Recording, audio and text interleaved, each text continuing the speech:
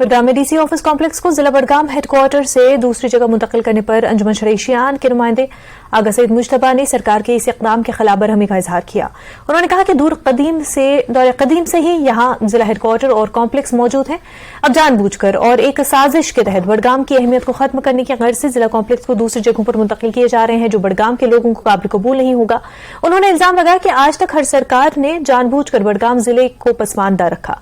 आगा सईद मुश्तबा ने एलजी सरकार से अपील की कि इस मसले का नोटिस ले और इसे बडगाम से दूसरी जगह मुंतकिल न किया जाए। आगा सईद मुश्तबा ने इन बातों का इजहार मागाम में किया।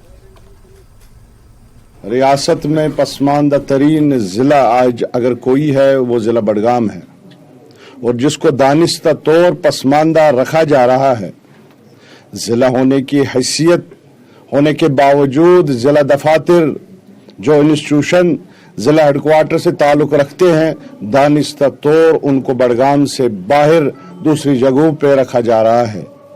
ये बडगाम के लोगों के साथ एक नाइंसाफी है और ये उस चीज की अक्कासी करता है कि आज भी वो नजरिया इंतजामिया में है जो नजरिया बडगाम के लोगों को दोहरे शहरियत की हैसियत देता है।